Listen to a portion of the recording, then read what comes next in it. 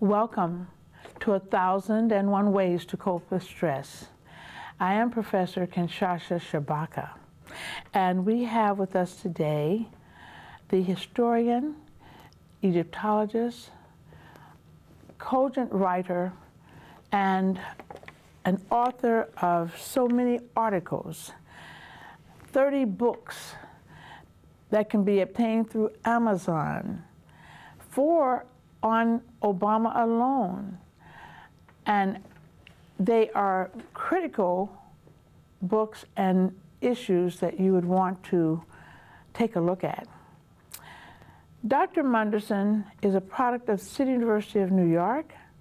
He's an adjunct professor, New York City Tech. He has been in the Hunter College system, part of City University of New York. He's a retired New York City school teacher. He's an author, lecturer, historian, just so many good things about Dr. Munderson. I would also like to mention that he has written thousands of articles, part of the New York City Black Press. And one other thing I'd like to suggest to you as you listen to him speak on our topic today, which is Temple Karnak of Egypt, a reappraisal. As you know, we've done a 6-part series, which is, gives you some fluency as to the caliber of his work. But also, next July, the 13th through the 27th, that's 2018, we would like to invite you to go along with us. He is our tour guide, our educational leader, for a trip to Egypt, where we will visit these noted temples. I give you Dr. Frederick Munderson. Good afternoon, and thank you for welcoming me again, Professor. I just wanted to clarify something. I am retired. I had been an adjunct professor at New York City Tech, which I initially had graduated from, and then I'm also a graduate of Hunter College twice over, and I've been a tutor at the Sikh department. And people oftentimes look for the mole rather than the beam. Having said that, and you're familiar with the distance we've actually covered in attempting to get a handle, so to speak, of Karnak Temple. This is a temple that took 2,000 years to build, so it is not in her work, The Splendor of Ancient Egypt, one of these writers, again, Margaret Murray, had said that while Greece and Rome can count its supremacy by the centuries, Egypt counts hers by the thousands of years. So when you seek to understand work at a temple for over 2,000-year period called vegetative construction, because it's growing all the time, you could understand that even within a 6-lecture series, we still have not been able to really touch the foundations on this magnificent piece of work. Now, Dr. Ben Johanan, which you're very familiar with, has instructed his students, particularly the hypostyle hall, which is the great wonder of ancient Egypt, of Karnak Temple, Egyptian architecture. He says you have to visit that 6 times before you begin to talk to me, so you would understand what it is that you're looking at. Having said that, and as you know, we talked about the cosmological significance of it, the pylons, the walls, the architecture, the archaeology, and so forth, and the history. But we never really got to discuss the sanctuary, which is the Holy of Holies, the most important part of the temple. From a distance, when we say that Karnak is the sanctuary of the god Amun, we mean the entire structure. When you're within that structure itself, and you speak of the sanctuary, you mean the Holy of Holies, that is to say, the room where the divinity resides. So there is a distance. And what I'd like to do is just to shed some light on what happens when the king visits. Okay, fact of the matter is the king is considered son of the sun god, or he sits on the throne as the successor to Horus, who was the son of Osiris. So he embodies the god in human form. But he is not 100% God. In many of the things that he do, he's a divinity. But when he dies and he returns to heaven, and he is purified, and he is judged, and he is justified, then he becomes full-fledged divinity. That's when he has made it. And much of that is based on his living according to the tenets of Ma'at, which has to do with righteousness and justice and truth. And he lives the embodiment of these purposeful and qualitative aspects of the culture. Okay, so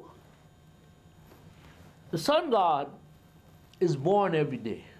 He represents creation in continuous process. If you remember, in one of the sessions, we discussed the goddess Nut, whose chaos is at Dendera temple, and she is shown as giving birth to the sun in the morning, and then she swallows the sun up at the evening time, and there is the dynamic of the passage through the underworld for him to arise on the horizon on the next day.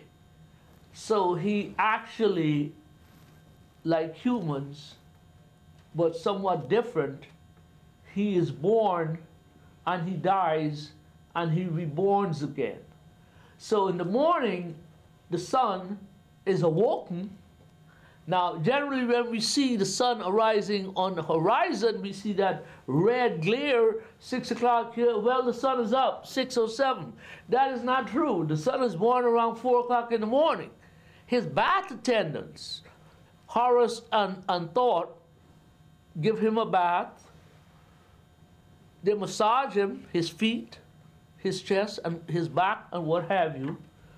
Then he is fed his breakfast.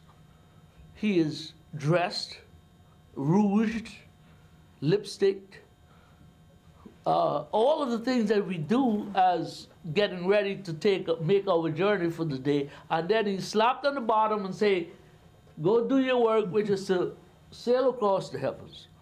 Well, the same bath ablutions that the god is subjected to, the Pharaoh is also subjected to the same when he visits the tomb. Whether he visits or not, he has to be purified on a daily basis. He has to be purified as a living divinity, and he has to be purified as a dead divinity so that he can ascend to the heavens, to dwell in that place of purity where the gods are born and exist, which is an environment full of righteousness, cleanliness, purity, and so forth, and nothing but the best and the most qualitative form of existence occurs. So the Pharaoh visits the temple to discourse with the resident divinity, the resident God, who is an earthly manifestation of an individual who lives in heaven. Just like how in any religion who subscribe to these forms of beliefs, there is a time when sacred time and sacred space interacts, and you could actually have the divinity, the God, the Father, visit however long. These people, and we have to remember now, these were Africans who were writing on a tabula rasa when nobody else knew anything. They were creative in inventing everything. So the Pharaoh awakens in the morning. There is a bathroom in the temple, in the palace, where he is given his morning ablutions. There are two forms of principal temples. There's the worship or the God temple, and there is the king or the mortuary temple. The worship temple was generally found on the east side of the river, and the mortuary temple found on the west side of the river. Of the surviving mortuary temples, which were generally built during the New Kingdom, the 1890 and 20th dynasties, on the west bank of Thebes, there is evidence of a palace adjoining the temple and the king's temple. And evidence shows the king leaving his palace to enter the temple. Now, when he wakes up in his palace, he has to be cleansed.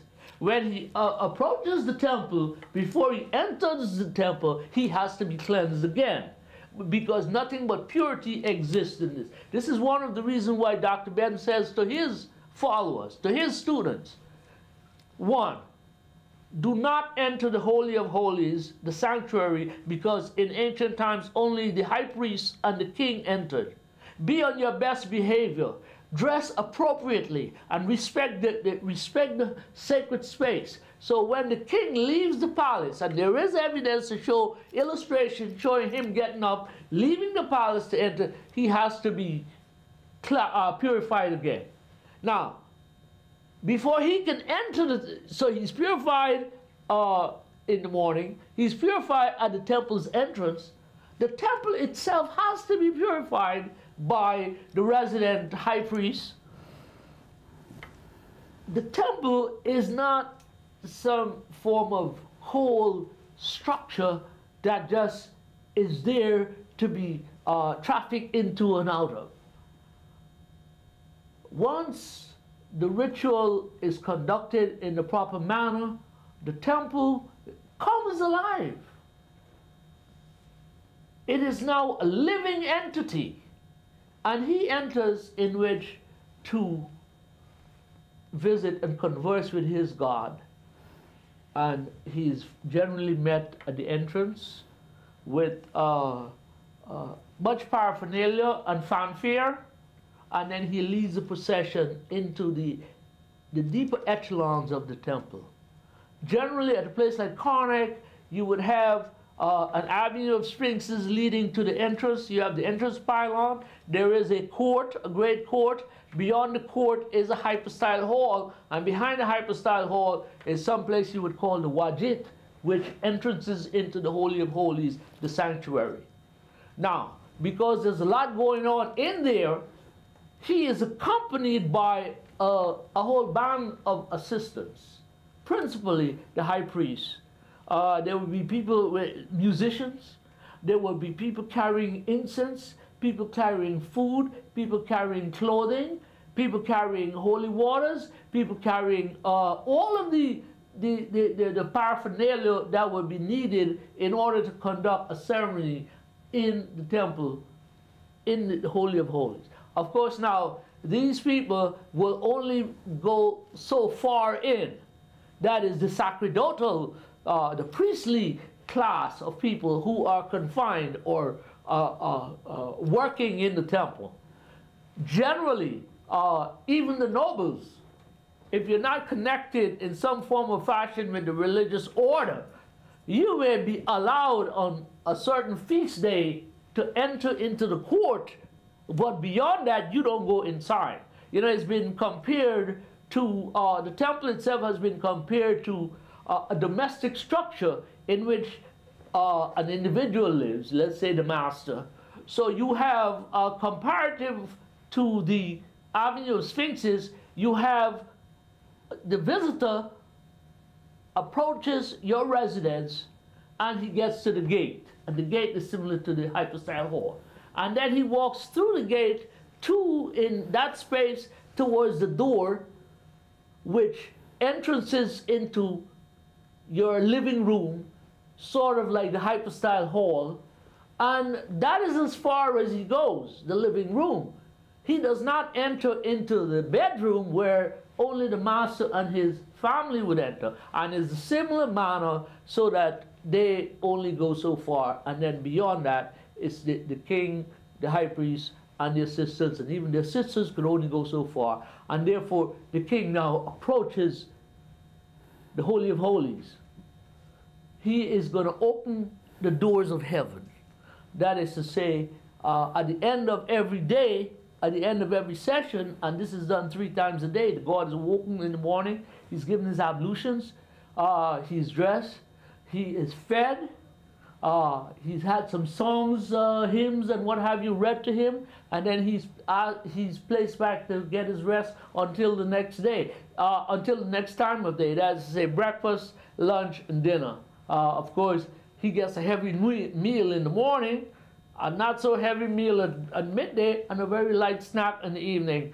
All of this because they conceived of the God as very much like a human being. So he's treated in the same way as you would a human being.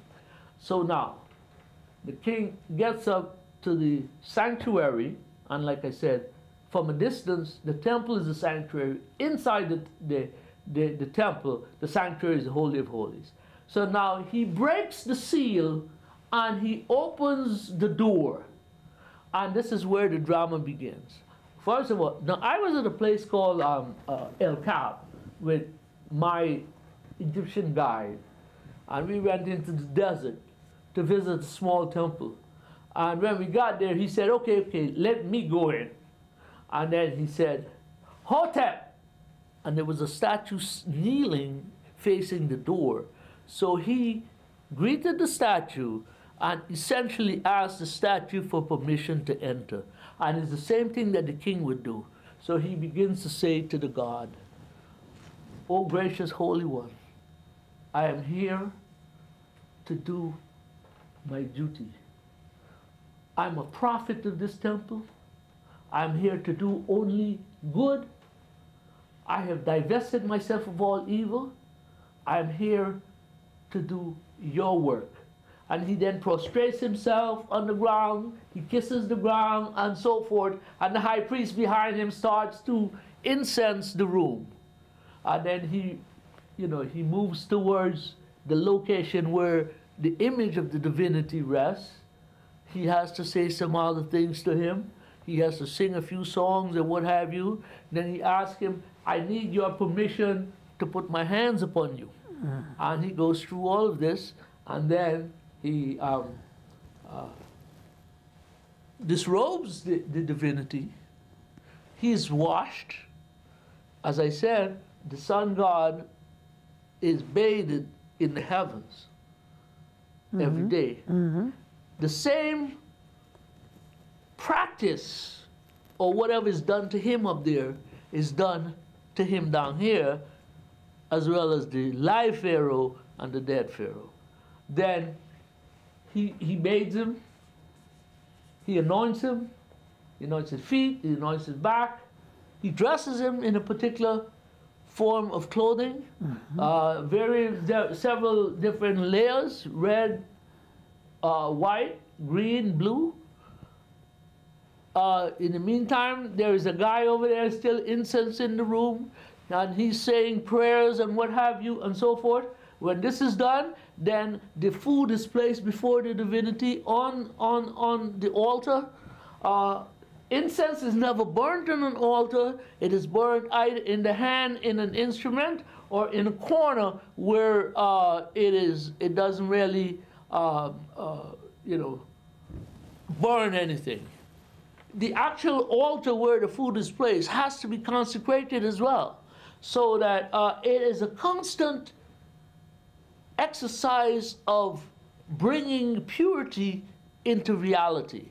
This whole notion of I'm not going to go into ethnicity, but this guy scratching himself because he is not African. Africans have been pure. And it's interesting because